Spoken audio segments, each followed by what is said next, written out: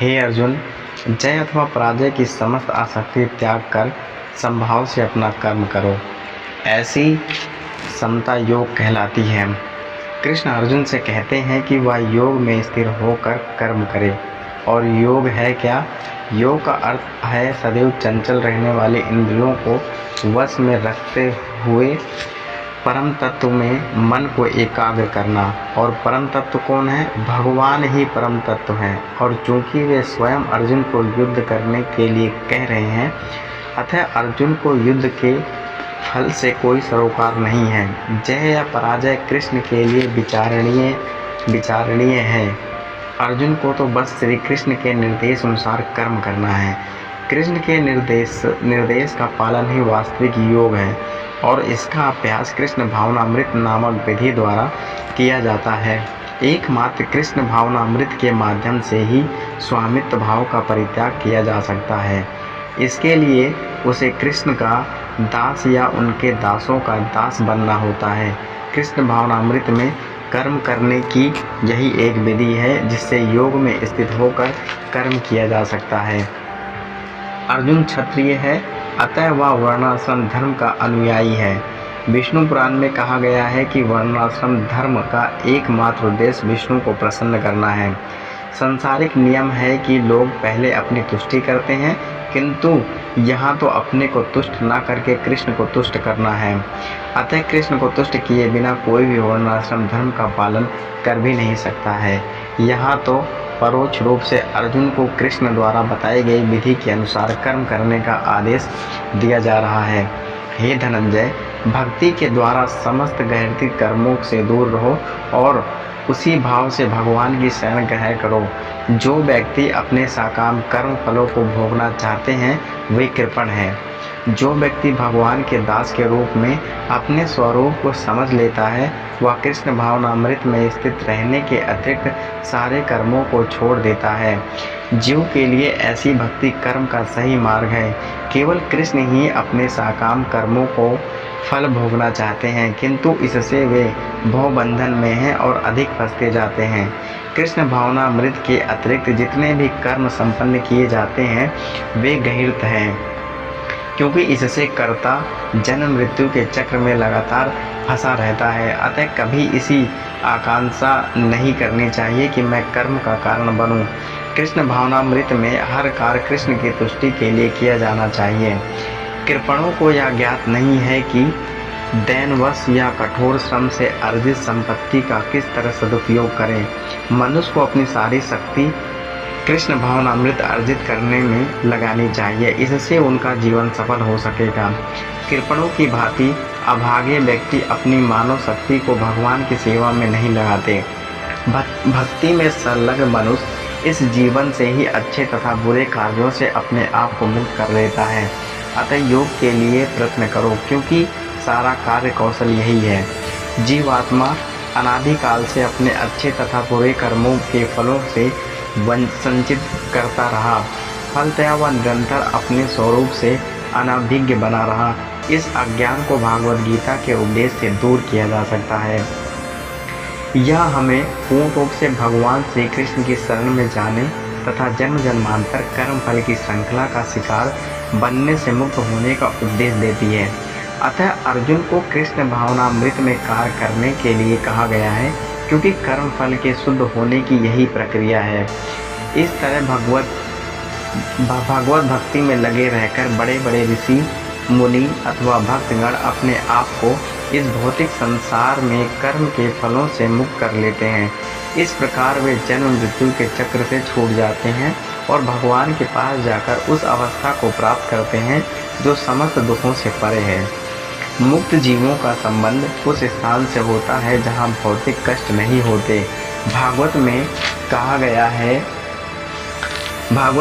गया है जिसने उन भगवान के चरण कमल रूपी नाव को ग्रहण कर लिया है, जो दृश्य जगत के आश्रय हैं और मुकुंद नाम से विख्यात है, अर्थात मुक्ति के दाता है, उसके लिए यह भवसागर गोखुर में समाये जल के समान है। उसका लक्ष्य परम पदम है, अर्थात वह स्थान जहाँ भौतिक कष्ट नहीं है या कि वैकुंठ है। वह स्थान नहीं जहाँ पथ पर संकट हो। अज्ञानवश मनुष्य यह नहीं समझ पाता कि यह भौतिक जगत ऐसा दुखमय स्थान है जहाँ पद पद पर संकट है। केवल अज्ञानवश अल्पज्ञानी पुरुष यह सोचकर ही कर्मों से सुखी रह सकेंगे। सकाम कर्म करते हुए स्थिति को सहन करते हैं। उन्हें यह ज्ञात नहीं है कि इस संसार में कहीं भी कोई भी शारीरिक दुखों से रहित नहीं है। संसार में सर्वत्र जीवन के दुख, जन्म, मृत्यु, जरा तथा व्याधि विद्यमान है। किंतु जो अपने वास्तविक स्वरूप को समझ लेता है और इस प्रकार भगवान की स्थिति को समझ लेता है, वही भगवान की प्रेम भक्ति में लगता है। फलस्वरूप वह वैकुंठ लोक जाने का अधिकारी बन जाता है, जहाँ न तो भौतिक कष्ट में जीवन है, न ही काल का प्रभाव है तथा मृत्यु है। अपने स्वरूप को जानने का अर्थ है भगवान की अलौकिक स्थिति को जान लेना। जो भ्रमवश यह सोचता है कि जीव की स्थिति तथा भगवान की स्थिति एक समान है, उसे समझो कि वह अंधकार में है और स्वयं भागवत भक्ति करने में असमर्थ है। वह अपने आप को प्रभु मान लेता है और इस तरह जन्म मृत्यु की पुरातन वृत्ति पर पद चुन लेता है। किंतु जो यह समझते हैं कि उसकी स्थिति सेवक की है और अपने को भगवान की सेवा में लगा देता है, वह तुरंत ही वैकुंठ जाने का अधिकारी बन जाता है। भगवान की सेवा कर्म योग या बुद्धि योग कहलाती है, जिसे स्पष्ट शब्दों में भागवत भक्ति कहते हैं। जब तुम्हारी बुद्धि मोह रूपी सघन वन को पार कर जाएगी तो तुम सुने हुए तथा सुनने योग्य सब के प्रति अनमनस्क हो जाओगे। भागवत भक्तों के जीवन में ऐसे अनेक उदाहरण प्राप्त हैं जिन्हें भागवत भक्ति के कारण वैदिक कर्मकांड से विरक्ति हो गई।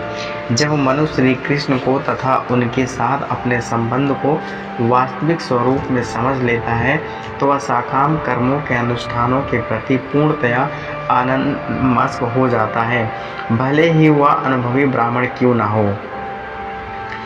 भक्त परंपरा के महान भक्त तथा आचार्य श्री माधवेंद्र पुरी का कहना है, हे मेरी त्रिकाल प्रार्थनाओं तुम्हारी जय हो। हे स्नान मैं तुम्हें प्रणाम है। हे देव पितृगण अब मैं आप लोगों के लिए तर्पण करने में समर्थ हूँ। जब तो वहाँ जहाँ भी वैकुंठ हूँ, यादव कुलवंशी कंस के हंता श्री कृष्ण का ही स्मरण करता हूँ और इस तरह मैं अपने पाप में बंधन से मुक्त हो सकता हूँ। मैं सोचता हूँ कि यही मेरे लिए पर्याप्त है। वैदिक रस्में तथा अनुष्ठान यथा त्रिकाल संध्या, प्रातःकालीन स्नान, पितृ तर्पण आदि 9 दीक्षितों के लिए अनिवार्य है। किंतु जब कोई पूर्णतया कृष्ण भावना भावित हो और कृष्ण के दिव्य प्रेम भक्ति में लगा हो, तो वह इन विधि विधानों के प्रति उदासीन हो जाता है, क्योंकि उसे पहले ही सिद्धि प्राप्त हो चुकी होती है। यदि कोई परमेश्वर कृष्ण की सेवा करके ज्ञान को प्राप्त होता है, तो उसे शास्त्रों में वर्णित विभिन्न प्रकार की तपस्याएं तथा यज्ञ करने की आवश्यकता नहीं रह जाती है। इसी प्रकार यह नहीं समझता कि वेदों का उद्देश्य कृष्ण तक पहुंचता है और अपने आप को अनुष्ठान नदी में व्यस्त रखता है, वह केवल अपना समय नष्ट करता है। कृष्ण भावना भावित व्यक्ति शब्द ब्रह्मा की सीमा या वेदों तथा उपनिषदों की परिधि को भी लांघ जाते हैं। जब तुम्हारा मन वेदों की अलंकारीमय भाषाओं से विचलित ना हो और वह आत्म साक्षात्कार के समाधि में स्थिर हो जाए, तब तुम्हें दिव्य चेतना प्राप्त हो जाएगी। कोई समाधि में है, इस कथन का अर्थ यह है कि वह पूर्णतया कृष्ण भावना भावित है, अर्थात उसने पूर्ण समाधि में ब्रह्मा, परमात्मा तथा भगवान को प्राप्त कर लिया है। आत्म साक्षात्कार की सर्वोच्च सिद्धि यह जान लेना है कि मनुष्य कृष्ण का साक्षात दास है और उसका एकमात्र कर्तव्य कृष्ण भावनामृत में अपने सारे कर्म करना है। कृष्ण भावना भावित व्यक्ति या भगवान के एकनिष्ठ भक्त को ना तो वेदों की अलंकारीमय वाणी से विचलित होना चाहिए और न ही स्वर्ग जाने के उद्देश्य से सकाम कर्मों में प्रवृत्त होना चाहिए। कृष्ण भावनामृत में मनुष्य कृष्ण के सान्निध्य में रहता है और कृष्ण से प्राप्त सारे आदेश उस दिव्य अवस्था में समझे जा सकते हैं। ऐसे कार्यों के परिणाम स्वरूप निश्चयात्मक ज्ञान की प्राप्ति निश्चित है। उसे कृष्ण या उनके प्रतिनिधि गुरुओं की आज्ञा का पालन मात्र करना होता है। अर्जुन ने कहा, हे कृष्ण, अध्यात्म में लीन चेतना वाले व्यक्ति के क्या लक्षण हैं, वह कैसे बोलता है तथा उसकी भाषा क्या है, वह किस तरह बैठता है और चलता है। जिस प्रकार प्रत्येक व्यक्ति की उसकी विशिष्ट स्थिति के अनुसार कुछ लक्षण होते हैं, उसी प्रकार कृष्ण भावना भावित पुरुष का भी विशिष्ट स्वभाव होता है, यथा उसका बोलना, चलना, सोचना आदि। जिस प्रकार धनी पुरुष के कुछ लक्षण होते हैं जिनसे वह धनवान जाना जाता है, जिस तरह रोगी अपने रोग के लक्षणों से रोग जाना जाता है, या कि विद्वान अपने गुणों से विद्वान जाना जाता है, उसी तरह कृष्ण की दिव्य चेतना से युक्त व्यक्ति अपने विशिष्ट लक्षणों से जाना जाता है। इन लक्षणों को भागवत गीता से जाना जा सकता है, किंतु सबसे महत्वपूर्ण बात यह है कि कृष्ण भावना भावित व्यक्ति किस तरह बोलता है, क्योंकि वाणी की किसी मनुष्य का सबसे महत्वपूर्ण गुण है। कहा जाता है कि मूर्ख का पता तब तक नहीं चलता जब तक वह बोलता नहीं है। एक बने ठने मूर्ख को तब तक नहीं पहचाना जा सकता जब तक कि वह बोले नहीं, किंतु बोलने से ही उसका यथार्थ रूप प्रकट हो जाता है। कृष्ण भावना भावित व्यक्ति का सर्व प्रमुख लक्षण यह है कि वह केवल कृष्ण तथा उन्हीं से संबंध विषयों के बारे में बोलता है। फिर तो अन्य लक्षण स्वतः प्रकट हो जाते हैं, जिनका उल्लेख आगे किया गया है। श्री भगवान ने कहा, हे पार्थ, जब मनुष्य मनोधर्म से उत्पन्न होने वाली इंद्र तृप्ति की समस्त कामनाओं का परित्याग कर देता है और जब वह इस तरह से विशुद्ध हुआ उसका मन आत्मा में संतोष प्राप्त करता है, तो वह विशुद्ध दिव्य चेतना को प्राप्त कहा जाता है। श्रीमद् भागवत गीता में पुष्टि हुई है कि जो मनुष्य पूर्णतया कृष्ण भावना भावित में भगवत वेदांत होता है, उनके महर्षियों के समस्त सद्गुण पाए जाते हैं, किंतु जो व्यक्ति आध्यात्म में स्थित नहीं होता है, उसमें एक भी योग्यता नहीं होती है, क्योंकि वह अपने मनोधर्म पर ही आश्रित रहता है। फलतया यहाँ ठीक ही कहा गया है कि व्यक्ति को मनोधर्म द्वारा कल्पित सारी विषय वासनाओं को त्यागना होता है। कृत्रिम साधन से इनको रोक पाना संभव नहीं है, किंतु यदि कोई कृष्ण भावनामृत में लगा हो तो सारी विषय वासनाएं स्वतः ही विषय किसी प्रयास में दब जाती हैं। अतः मनुष्य को बिना किसी झिझक के कृष्ण भावनामृत में लगना होगा, क्योंकि यह भक्ति उसे दिव्य चेतना प्राप्त करने में सहायक होगी। आध्यात्मिक उन्नत जीवात्मा अपने आप को परमेश्वर का शाश्वत दास मानकर आत्मतुष्ट रहता है। ऐसे आध्यात्मिक पुरुष के पास भौतिकता से उत्पन्न एक भी विषय वासना भटक नहीं पाती। वह अपने को निरंतर भगवान का सेवक मानते हुए सहज रूप से सदैव प्रसन्न रहता है। जो त्रय तपों के होने पर भी मन में विचलित नहीं होता अथवा सुख में प्रसन्न नहीं होता और जो आसक्ति, भय तथा क्रोध से मुक्त है, वह स्थिर मन वाला व्यक्ति मुनि कहलाता है। मुनि शब्द का अर्थ है वह जो सूक्ष्म चिंतन के लिए मन को अनेक प्रकार से उल्लेखित करे, किंतु किसी तत्व पर न पहुँच सके। कहा जाता है कि प्रत्येक मुनि का अपना अपना दृष्टिकोण होता है और जब तक एक मुनि अन्य मुनियों से भिन्न ना हो तब तक उसे वास्तविक मुनि नहीं कहा जा सकता है। किंतु जिस स्थायित्व मुनि का भगवान ने यहाँ उल्लेख किया है वह सामान्य मुनि से भिन्न है। मुनि सदैव कृष्ण भावना भावित रहता है, क्योंकि वह सारा सृजनात्मक चिंतन पूरा कर चुका होता है। वह प्रातः निशेष मनोरथन कहलाता है, या जिसने शुभ चिंतन की अवस्था पार कर ली है और इस निष्कर्ष पर पहुंच गया है कि भगवान श्री कृष्ण या वासुदेव ही सब कुछ है, वह स्थिर चित्त मुनि कहलाता है। ऐसा कृष्ण भावना भावित व्यक्ति तीनों तपों के संघात से तनिक भी विचलित नहीं होता, क्योंकि वह इन कष्टों को भागवत कृपा के रूप में लेता है और पूर्व पापों के कारण अपने आप को अधिक कष्ट के लिए योग्य मानता है और वह देखता है कि उसके सारे दुख भागवत कृपा से रंच मात्र रह जाते हैं। इसी प्रकार जब वह सुखी होता है तो अपने सुख के लिए अयोग्य मान करके इसका श्रेय भगवान को देता है। वह सोचता है कि भागवत कृपा से ही वह ऐसी सुखद स्थिति में है और भगवान की सेवा और अच्छी तरह से कर सकता है, और भगवान की सेवा के लिए वह सदैव साहस करने के लिए तत्पर रहता है। वह राग तथा विराग से प्रभावित नहीं होता। राग का अर्थ होता है अपनी इंद्र तृप्ति के लिए वस्तुओं को ग्रहण करना, और विराग का अर्थ है ऐसी इंद्रिया आसक्ति का अभाव। किंतु कृष्ण भावनामृत में स्थिर व्यक्ति न राग होता है न विराग होता है, क्योंकि उसका पूरा जीवन ही भागवत सेवा में अर्पित रहता है। फलतः सारे प्रयास असफल रहने पर भी वह क्रोध नहीं होता, चाहे विजय हो या चाहे ना हो। कृष्ण भावनावान व्यक्ति अपने संकल्प का पक्का होता है। इस भौतिक जगत में जो व्यक्ति न तो शुभ से प्राप्ति से हर्षित होता है, न अशुभ से प्राप्त होने पर उससे घृणा करता है, वह पूर्ण ज्ञान में स्थिर होता है।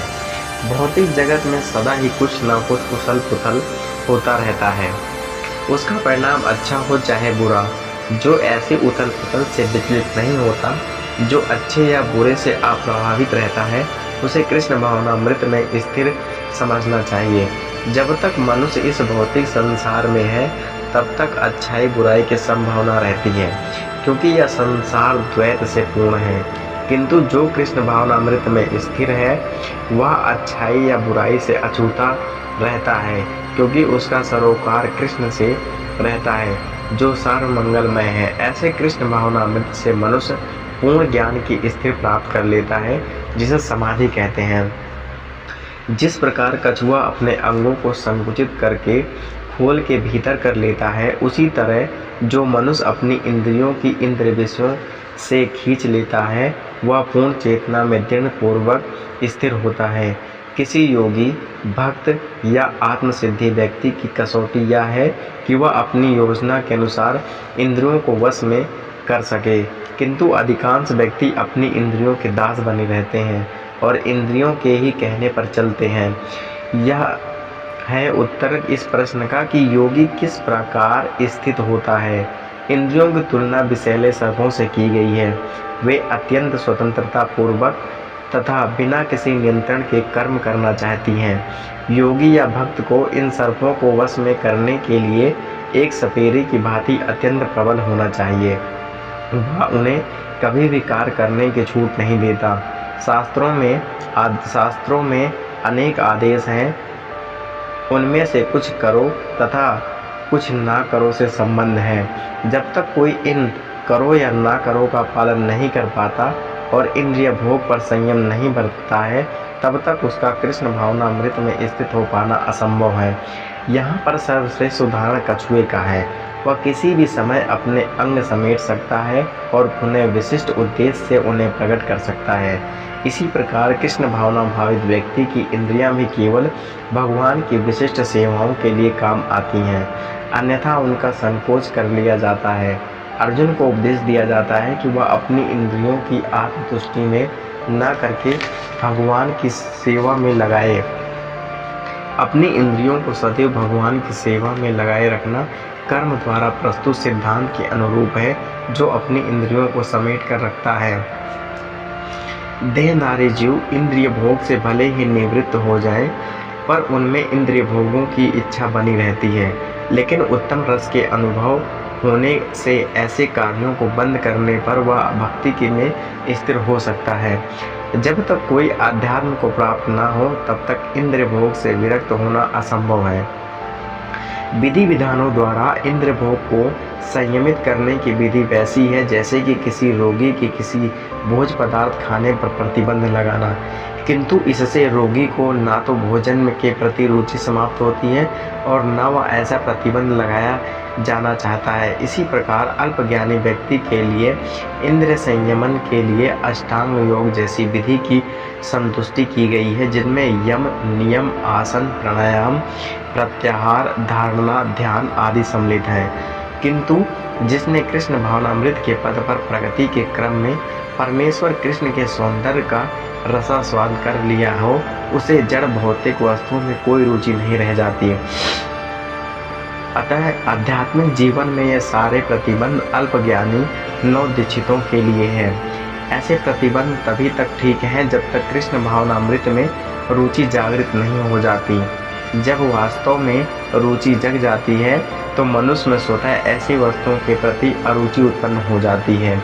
हे अर्जुन, इंद्रियां इतनी प्रबल तथा वेगवान हैं कि वे उसे विवेकी पुरुष के मन को भी बलपूर्वक हर लेती हैं, जो उन्हें वश में करने का प्रयत्न करता है।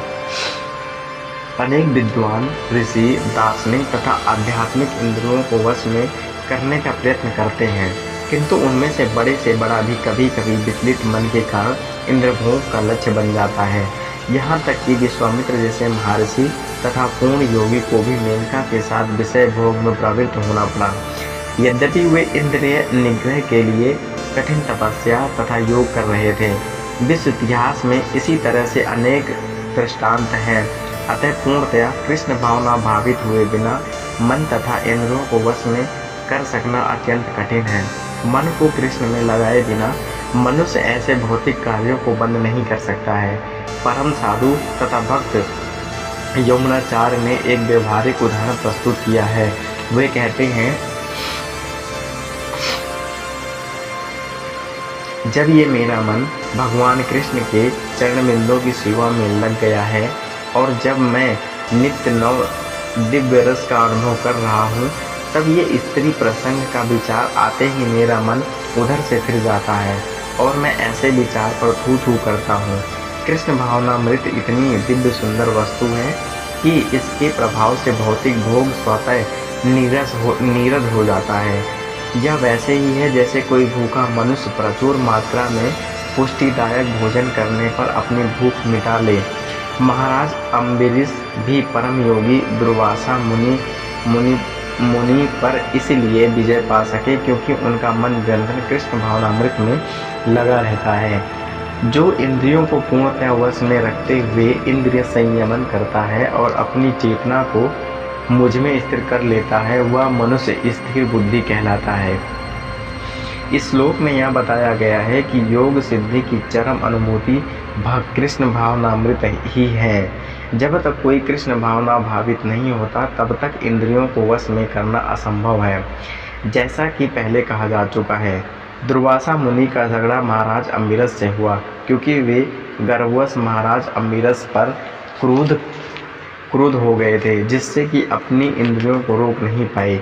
दूसरी ओर यद्यपि राजा मुनि के समान योगी ना था, किंतु वह कृष्ण का भक्त था और उसने मुनि के सारे अन्याय सह लिए, जिससे कि वह विजयी हुआ।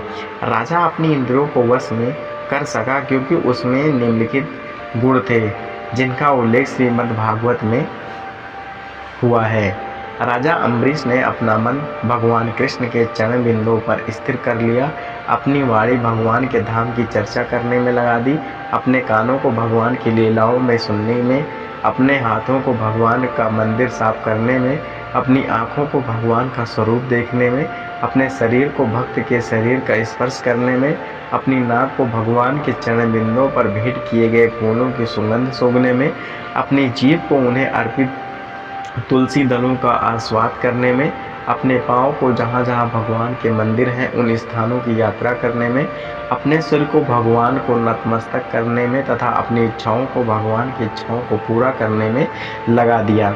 और इन गुणों के कारण वे भगवान के मत पर भक्त बनने के योग्य हो गए। इस प्रसंग में मत पर शब्द अत्यंत सार्थक है। कोई भी मत पर किस तरह हो सकता है, इसका वर्णन महाराजा अम्बरीश के जीवन में बताया गया है। मत पर परंपरा के महान विद्वान तथा आचार्य श्री बलदेव विभूषण जी का कहना है कि इंद्रियों के केवल कृष्ण की भक्ति के बल से ही वश में किया जा सकता है। कभी कभी अग्नि का भी उदाहरण दिया जा सकता है। जिस प्रकार जलती हुई अग्नि कमरे के भीतर के सारी वस्तुएं जला देती है, उसी प्रकार योगी के हृदय में स्थित भगवान विष्णु सारे मनों को जला देते हैं। योग सूत्र भी विष्णु का ध्यान आवश्यक बताता है, शून्य का नहीं। तथा कथित योगी जो विष्णु पद को छोड़कर अन्य किसी वस्तु का ध्यान करते हैं, वे केवल मृचा कार्यों की खोज में प्रथा ही अपना समय गंवाते हैं। अपने कृष्ण भावना भावित होना चाहिए, भगवान के प्रति अनुरक्त होना चाहिए। असली योग का यही उद्देश्य है।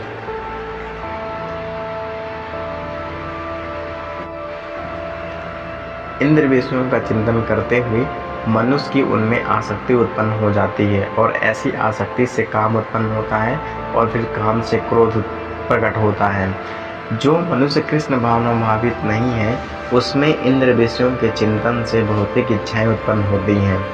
इंद्रियों को किसी न किसी कार्य में लगे रहना चाहिए और यदि वे भगवान की दिव्य प्रेम भक्ति में नहीं लगी रहेंगी तो वह निश्चय ही भौतिकतावाद में लगना चाहेंगे। इस भौतिक जगत में हर एक प्राणी इंद्र विषयों के अधीन है, यहाँ तक कि ब्रह्मा तथा शिव जी भी। तो स्वर्ग के अन्य देवताओं के विषय में क्या कहा जा सकता है। इस संसार के जंजाल से निकलने का एकमात्र उपाय है कृष्ण भावना भावित हो जाना। शिव ध्यान मग्न थे, किंतु जब पार्वती ने विषय भोग के लिए उन्हें उत्तेजित किया तो वे सहमत हो गए, जिससे कि फलस्वरूप कार्तिकेय का जन्म हुआ।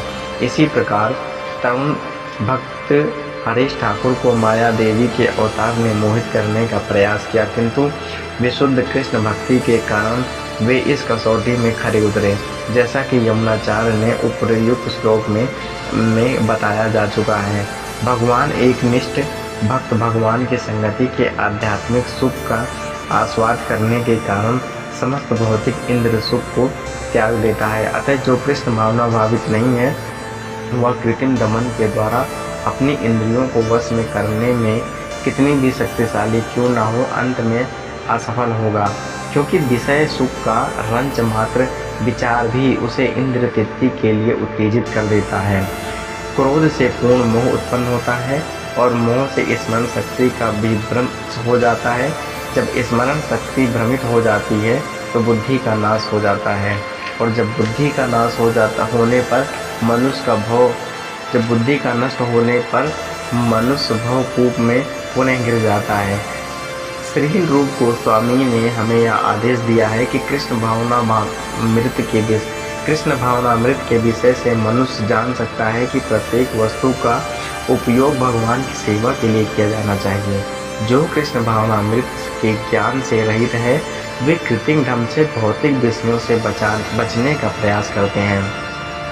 फलतया वे भव बंधन से मोक्ष की कामना करते हुए भी वैराग्य की चरम अवस्था को प्राप्त नहीं कर पाते। उनका तथाकथित वैराग्य फाल्गु अर्थात गौण कहलाता है। इसके विपरीत कृष्ण भावना भावित व्यक्ति जानता है कि प्रत्येक वस्तु का उपभोग भगवान की सेवा में किस प्रकार किया जाए।